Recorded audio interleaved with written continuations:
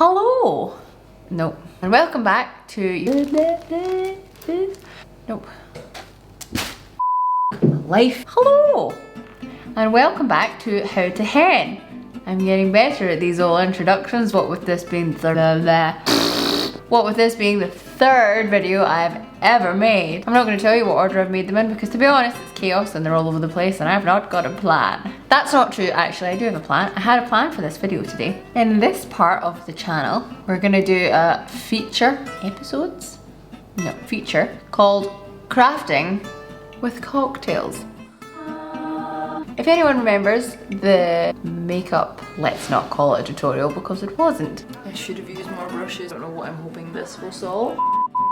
The makeup video I did of painting my face to look like a galaxy unicorn. You may remember me saying that a big feature of my channel was going to be glorious, glorious alcohol. Not promoting alcoholism, just enjoying a fancy cocktail. An excuse to make fancy cocktails because this is my life now. Moving on. This, because we're on a mermaid theme, is my interpretation of seawater or mermaid water. Both of which you can find under the mermaid category, under food and drink on howtohen.com.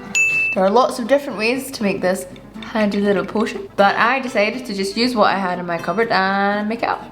So in here we have blue Curaçao, Maduri, Malibu, and coconut and pineapple juice, giving it this nice cloudy, sort of sea-watery effect. I like it, and it's delicious. These are going to be craft tutorials. I say tutorials in quotation marks because really what I'm doing is just faffing about with things, hot glue and scissors, and seeing what happens. Following some of the DIY tutorials that are on How to Hen, mostly just other people's videos, to be honest. None of this is pre-prepared. Most of it I won't have done before, so this is a trial and error discovery with you guys. So, you know, stop talking and get into it. Do the video. Okay, let's go. If I'm any good at this whole process, yeah, I will show you now the finished product, and this is going to be what we make today. Oh, hello. Today we're going to be making this. This, in case you're wondering, is what I refer to as a puff or a pom-pom. This beautiful mermaid pom-pom hangs from the ceiling of wherever you're hosting your mermaid themed event, or maybe you just really like these colors and would like to have it in your house, or I don't know what you're using it for. Whatever you're using it for. I'm going to show you how I made it and some of the lessons that I learned along the way. Please enjoy. Did you see it?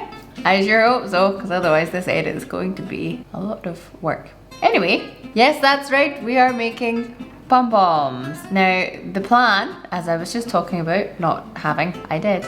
They were supposed to be tropical pom-poms. They were supposed to be nice and bright and colourful, and they, to be honest, make the most sense in a tropical theme. They look great. However, these colours, as you see here, were pretty much the only good colours that they had in the shop that we went to buy supplies. It was just a supermarket. So I thought, well, when life gives you lemons, don't, you know, do another craft that would make sense and put off the tropical one until later. No, pom-poms first because, well, they're easy and they require minimal supplies.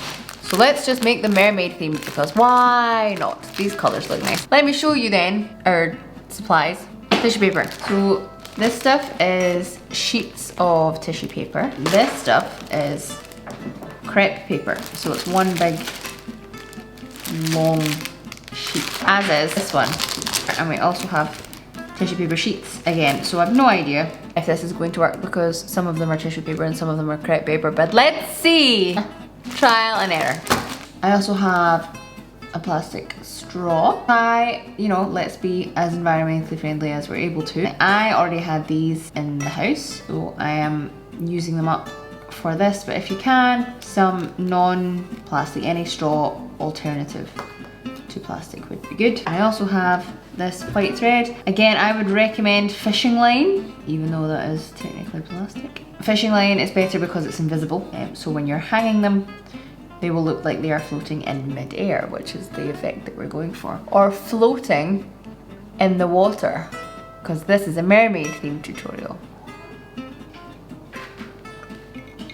I also have a handy glue gun for a bit that I'm going to show you later, and this paper plate that I am resting said glue gun on to protect my dining room table, because that is a necessity. I think we need to see what size these sheets of tissue paper are.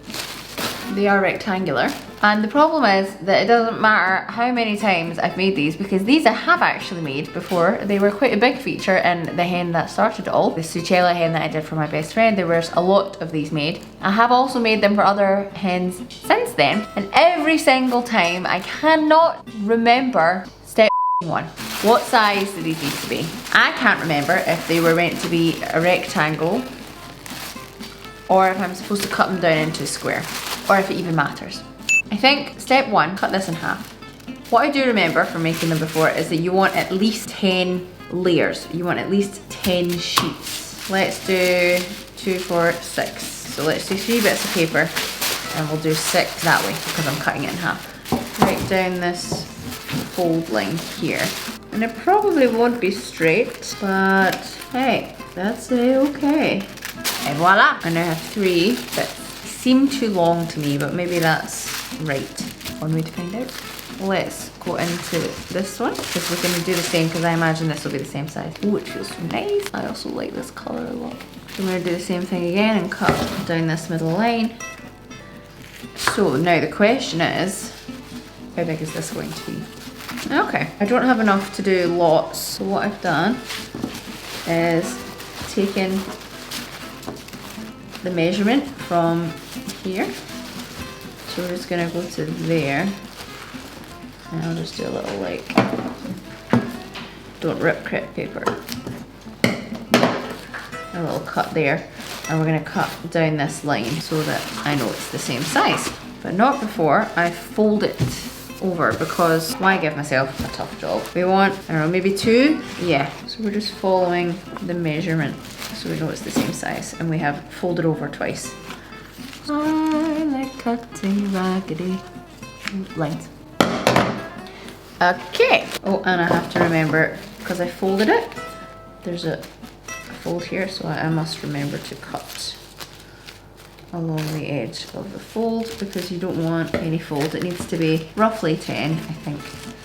I can't remember. Bit of a tear there, but that's fine. We now have 6, 7, 8. I'm going to do the same thing with the silver to give us 10 sheets. Oh, it's such a weird texture. Oh, look. Oh, no. Having this be having this be white on one side could be problematic, because it really should be shiny on both. Too late now. Let's see. Do what we did before and fold it. I also don't know how this is going to work, because this is a different texture from the tissue and the crepe. This is a sort of stiff, because it's but it's so sparkly. I want it. Well, I'm just gonna make it happen and regret it later probably.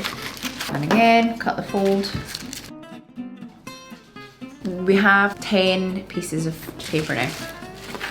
I was gonna try and count them, but this is a really weird angle, so I'm not gonna do that. We can't just leave them like this, because that would look super weird when you have folded it all up. So we're going to layer them up now. So let's put one of these silver bad boys on the bottom. I feel we want to go this side down. I don't know why, but that's what's happening. And then we've got a blue. They look so good together, like, oh. And then a darker blue. My measuring is a little bit off. It's fine. Silver, light blue, thingy blue. Let's do teal. I feel like this teal calls for another light blue, because don't forget we have more light blues and sort of indigo colours than we have teal and silver.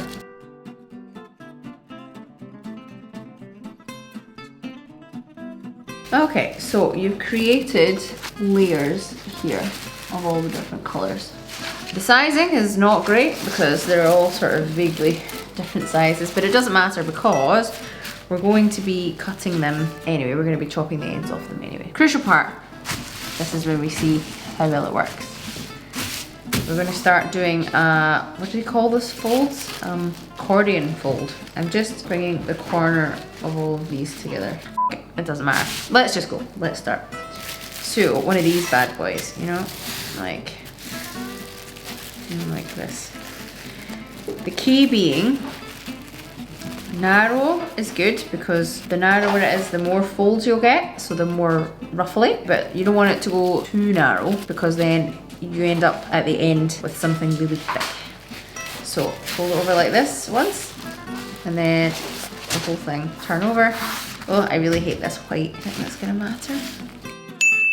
Let's just go with it. Right, turn it over and then do the same on this side, about that thick.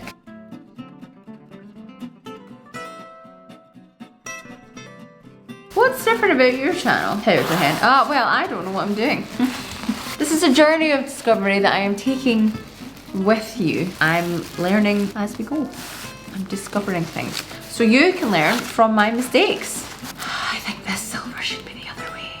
Like this. Now I'm gonna unfold all that and switch the silver over. Now, what I sometimes do if I'm making a load of these and they're not as thick as this, if you've got a thinner one, is staple the middle. Particularly if you're making a whole load and you're trying to get like a factory line on the go. You want to be pushing through as quickly as you can. So I would staple. However, this is a big puff that we've created here. So staple ain't gonna cut it. Staple's not going through the middle of that. So this is where the next part comes in. Plugging it in would help. Helpfully just out of frame is my glue gun because the cable is too short to reach from the plug to where I'm filming. It's just here, it's just, can I? Oh my god, no, there we go. Close, but I could just move the camera, but then I wouldn't be in it. It's the whole thing, you understand. While we're waiting for the glue gun to heat up, we're gonna take the thread. Again, would recommend fishing wire because you want it to hang invisibly from the ceiling. But really long is my advice. So not just like, oh, it's gonna hang, you know, this far, that's all right. No, excessively long for now. And then we're gonna cut it down. So get a stupidly long bit, snip, tie it around the middle, like so. So what you can either do is a standard knot, like so, and then double knot it. If you don't have a glue gun, you can just leave it like that, okay? It does hang and it's fairly secure, but see, it's not. It just undid as I said it was secure. See, that's exactly what I didn't want happening. So if that doesn't work, you're gonna take this stupidly long bit of wire that you've got. I'm gonna call it wire so that you remember that wire would be better than this string, but this is all I had and I couldn't get fishing wire in the supermarket, so we're around with it. You're gonna go like this. Okay, put your hand in here. So you take the string and you go round like so and go like this. And then pull that through your loop. So now you've got this whole thing going on. So that, as long as it's hanging, that now is not going to untie because you can loosen it, bring it around to where you want it to go and pull it up the way. So that will always hang, but what happens with this way is that you get this gap under here, which in my eyes is not super secure. This is where Monsieur Glue Gun makes an appearance. I've moved around so that you can see the glue gun because you don't know what a glue gun looks like, I'm sure. We're gonna take our glue gun and we're going to, right in the middle where the join is, tiniest little, whoops, drop. Hot glue, don't get hot glue anywhere. So see, we've done a tiny little bit of glue in the middle. Because I'm an idiot, I like to use my nails to make sure that it's really, the string is actually stuck in the glue. I like so. Wait for it to dry. Now, what we're seeing is a bit of pulls just here, which is why stapling is always good because it goes right the way through and it's not just putting pressure on this top bit of, well, let's be honest about it, very frail tissue paper, but it does mean there's just a little bit more, you know, it's not as likely to slide around. Okay, fun bit. Well, not really, but I'm gonna move you back round now. We have this fan. If we open it up like this, it will look really homemade and just zigzaggy on the corners. So it's cutting time. We need to snip the corners off of these. The sharper and deeper a cut, the more sort of raggedy it's going to look. So we'll do one end a little bit neater and a little bit shorter, and one end nice and deep so that you can see the difference. So always from about down here anyway. Oh, silver paper is difficult to get through. I'm sure there are a lot of professional crafters everywhere who are not pleased about this. I'll do this one down here so that you can't see my facial expressions. So you want to make sure you're definitely getting this edge cut off. You don't want any straight lines. Oh god. I actually have very sharp kitchen shears that I'm going to try. They sound sharp, right? Nope. Didn't help. I guess it's only sharp when it comes to cutting through food. Note to self when making a pom-pom this size, 10 is too many layers. I did say that sounded right in the beginning, but evidently not. You do personal training twice a week, this shouldn't be that hard. Oh god, I'm sweating. Yeah. Time to do the other side. Excuse me while I go and lift some weights in preparation.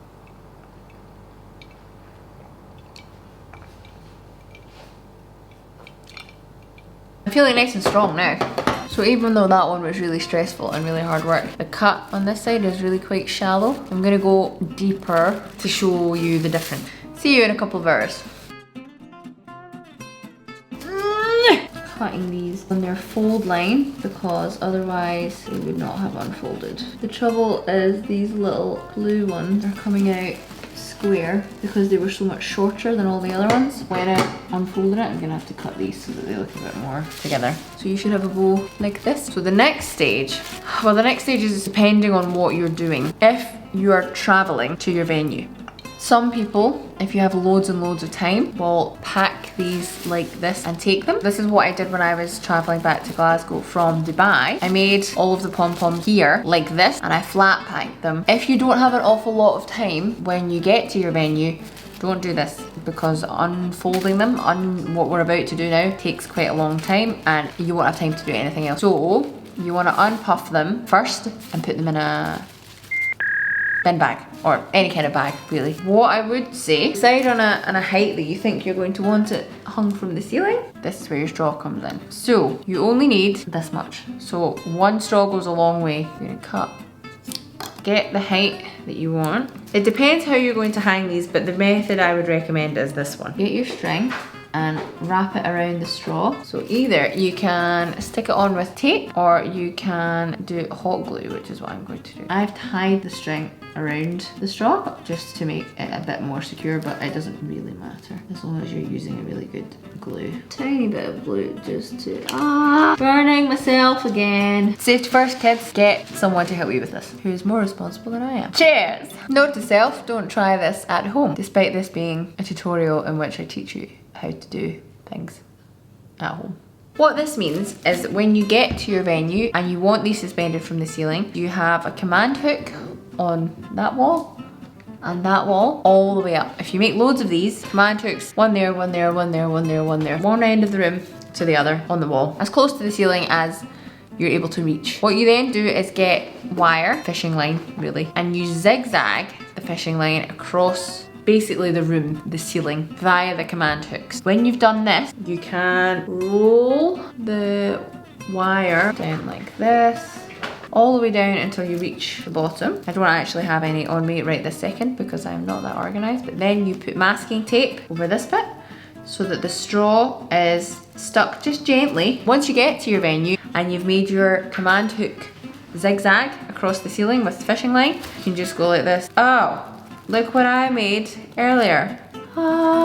Ready to unroll. And then the wire that you have zigzagged across the ceiling, you just take said wire and you thread it through this straw, and then you can slide your pom-pom wherever it needs to go in the room. You can just move it around because this little straw will be sitting on the wire net zigzag that you've made, and you can just slide it around and move it around. Okay, fun bit, de-fluffing. I say fun, it's really, it's not, because it can get a bit wedged. Although this is the advantage to not stapling. When you stapled it and it's really tight together like that, it's harder to open them. So this should be a wee bit easier. I'm gonna start with this big metallic side because I have no idea how it's gonna go. This one always looks pretty rubbish most of the time that you're doing it, up until it's done. It's so much nicer with tissue paper though. Would highly recommend making sure everything that you buy is tissue paper. When you've unpuffed one side, it sort of starts to look vaguely like a bouquet. I think so. You want to get rid of anything that's a square edge. The trick with these layers as well is getting them to meet in the middle in a way that doesn't just look like a big gap. You've got to try and really pull these edges out, which is easier on the tissue paper than it is for this. Ah, I tore it. That sometimes happens too. Okay, so having it be unfolded, we can see that it's starting to take shape, starting to resemble a cute little mermaid puff. However, it needs a bit of work because certain parts of it, this side for example, are still looking a bit stiff. Now this is a good example actually, showing you the difference between the shallow cut. Shallow cuts mean you get more of this sort of like ruffles effect, where you can really still see the layers really well defined. But when you make deeper cuts, like on this side, the layers blend into each other a little bit better and they look a bit less pristine. I mean, they're definitely still there, but you don't have this same, you know, you see the sort of, it's a bit messier and a bit. So when you've got it like this, it needs more scrunching. It needs more bit of love. So this is probably quite counterintuitive, but you want to squash it a little bit. It's a bit too stiff, so it needs some hand fluffing, basically. So at this point, it's a lot of just looking at it and scrunching it up by eye. That's come out pretty good. Oh my god, it matches my outfit so well. I'm so coordinated. Like, things I have learned from this episode of Crafting with Cocktails. Number one, paper matters. Even though this silver is really pretty and such a nice addition, it would have been more sort of overall puffy and fluffy looking if everything had been this tissue paper, but crepe paper and tissue paper work. I actually think it's nice that it adds a bit of depth and a bit of texture, having the crepe paper be slightly different. Number two, when it's flat and you're cutting it, make sure you are cutting everything into a point and you don't leave these edges.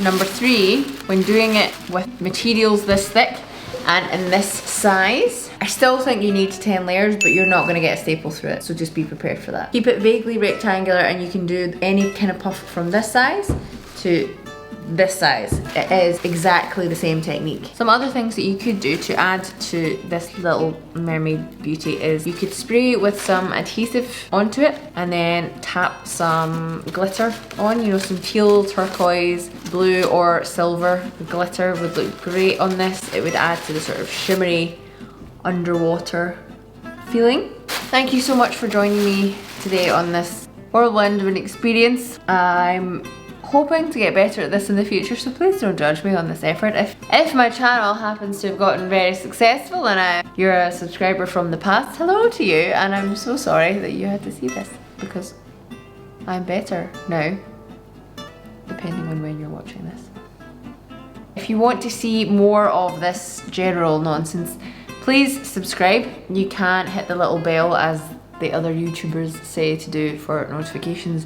I'm not going to be posting all the time, so it won't be spam, it will just be this. If you'd like to find out more about planning a bachelorette, hen party on How to Hen, if you are doing a mermaid themed, even any party to be honest, go and check out the mermaid theme and see all of the activities, ideas, games that I have in there. I promise it will save you so much time. Thanks guys, and I'll catch you on the next edition of Crafting with Cocktails. Look at that, I didn't even finish. I'm gonna finish it right now.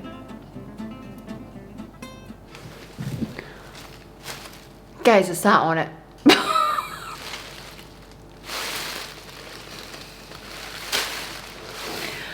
Oh.